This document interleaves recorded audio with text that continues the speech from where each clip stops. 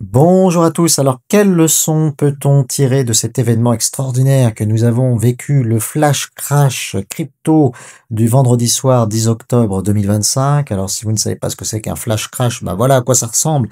En image, c'est une baisse rapide, brutale sur les marchés d'un actif. Donc, on a eu par exemple une baisse du Bitcoin de 10 à 15%, dans les mêmes proportions pour l'Ethereum, et puis certains altcoins aussi qui ont baissé jusqu'à 90%. Donc, c'était vraiment brutal et rapide comme baisse. Donc première leçon, selon moi, c'est heureux les simples d'esprit qui, comme moi, n'ont jamais pratiqué l'effet de levier parce que le royaume des cieux leur appartient. Donc ça, c'est là vraiment la première leçon, éviter l'effet de levier pour les particuliers investisseurs. Mais il y a d'autres leçons à tirer. Alors, pour ceux qui connaissent pas l'effet de levier, bah, tant mieux pour vous d'ailleurs, et je pense que c'est même pas une bonne idée de l'apprendre parce que c'est donner des mauvaises idées. Alors, l'effet de levier, c'est quoi? C'est par exemple si vous voulez investir donc 100 euros, mais profiter un petit peu plus de la hausse, vous allez demander à votre courtier un levier x10, donc il va vous prêter 900 euros, ce qui fait que vous serez investi sur 1000 euros. Hein, donc avec 100 euros, vous êtes exposé à hauteur de 1000 euros sur l'actif qui vous intéresse. Si cet actif fait plus 20%, comme vous êtes exposé à 1000 euros, bah, ça montera votre position à 1200 euros, ce qui vous fait un gain de 200% par rapport aux 100 euros initiaux que vous aviez mis. Par contre, si ça baisse, bah, c'est l'inverse. Hein. Si ça baisse de 5%, votre position passe à 950 euros, ce qui vous fait donc une perte de 50% par rapport aux 100 euros que vous aviez mis initialement. Et puis si ça baisse de 10%, avec un effet de levier x10, bah là c'est terrible hein, parce que vous allez être liquidé hein, puisque votre position passe à 900 euros, c'est-à-dire que vous avez perdu vos 100 euros initiaux. Et puis comme votre courtier a peur que vous ne puissiez pas le rembourser si ça continue de baisser, eh bien il va vous liquider, c'est-à-dire qu'il va vendre votre position sur les marchés.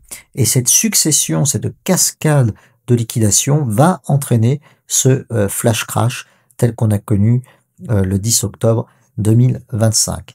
Le flash crash qu'on a connu est le pire de toute l'histoire des marchés crypto puisqu'il a porté au total sur 20 milliards de dollars en quelques heures alors que pendant le Covid, ça n'avait pas dépassé 2 milliards de dollars.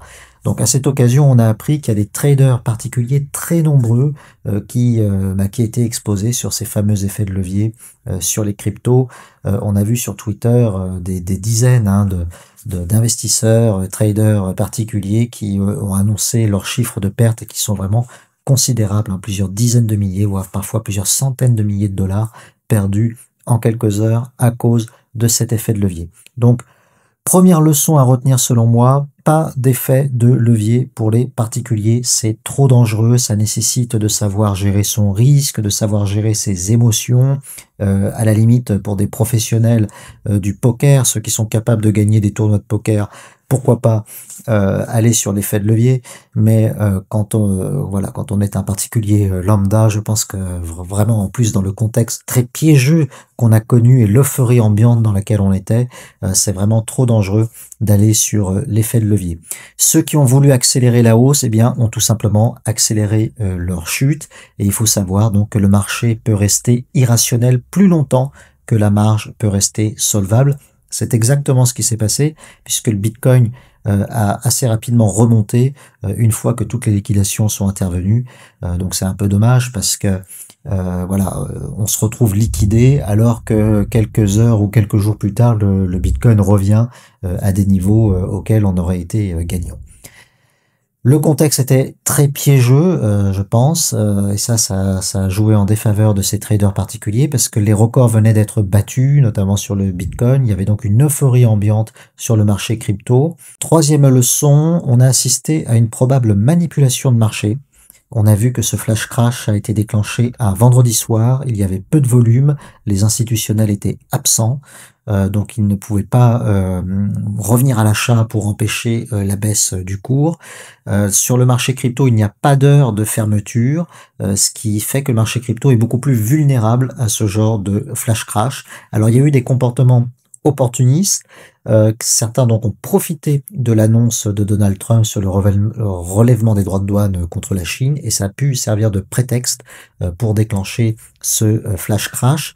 donc des comportements opportunistes plutôt d'institutionnels, là pour le coup, qui cherchent à liquider les positions des particuliers à effet de levier de façon à pouvoir plus tard racheter plus bas.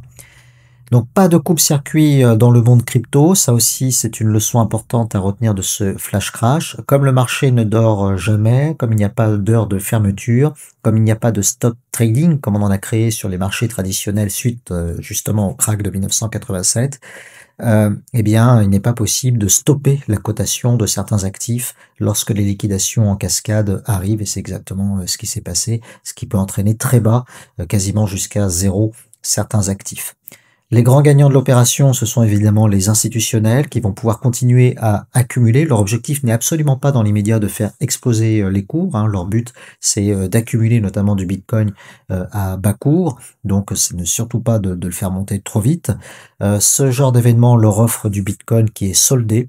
Les particuliers traders, eux, sortent lessivés, tandis que les institutionnels sont renforcés. Quelques leçons aussi sur la structure du marché. Les altcoins ont plus plongé que le Bitcoin, donc leur volatilité est plus extrême à cause de la faible profondeur du marché. Donc il faut aussi se tenir à l'écart, selon moi, des altcoins pour cette raison. On a aussi vu un truc très bizarre, c'est que les stablecoins ont de manière temporaire dépassé la valeur de leur sous-jacent. Il y a un stablecoin dollar qui est monté jusqu'à 1,07 $, donc plus que le dollar qu'il est censé représenter. Donc ça aussi, c'est un point amusant à retenir. Certains l'avaient prédit et avaient dit que dans ce genre de crise, on pourrait assister à des stablecoins qui augmentent au-delà de la valeur du sous-jacent qu'ils sont censés représenter. Les conséquences dans l'immédiat, on a un marché qui est assaini, les joueurs de levier sont sortis du marché. Par contre, on va avoir une mauvaise presse à venir avec des titres anxiogènes, avec un amalgame dans le grand public entre la crypto et le casino. Par contre, pour nous, les investisseurs long terme, c'est plutôt une bonne nouvelle parce qu'il n'y a aucune remise en cause du fondamental et puis ça nous permet temporairement d'acheter un peu de Bitcoin moins cher. C'est ce que j'ai fait personnellement en reprenant une petite louche de 500 € de Bitcoin. Dernière leçon, cette fois-ci sur un plan plus personnel. Je pense qu'il faut toujours être du côté des gros et des institutionnels, ne jamais jouer contre eux. Il ne faut pas adopter le même comportement que les traders particuliers. Parce que les institutionnels, eux, ont un plan, ils savent ce qu'ils font, ils ne vont pas investir à effet de levier sur le crypto. Leur but, c'est d'accumuler, pas faire en sorte que ces actifs augmentent trop vite. Donc, il vaut mieux faire comme eux, agir sur le marché spot à long terme, accumuler et être patient, ne pas chercher à accélérer les gains et en attendant, accepter la volatilité qu'il y a sur le marché crypto. Voilà les petites leçons que moi je tire de ce flash crash. C'était quand même un événement important, on va peut-être complètement l'oublier dans quelques mois, sauf ceux qui ont tout perdu, évidemment, eux, ils vont s'en souvenir. Bon, il fallait quand même marquer le coup. Dites-moi en commentaire si vous tirez les mêmes leçons que moi, ou si vous en tirez des leçons totalement différentes. Et puis je vous remercie de m'avoir suivi jusqu'au bout, puis je vous dis à bientôt pour les prochaines vidéos. Ciao!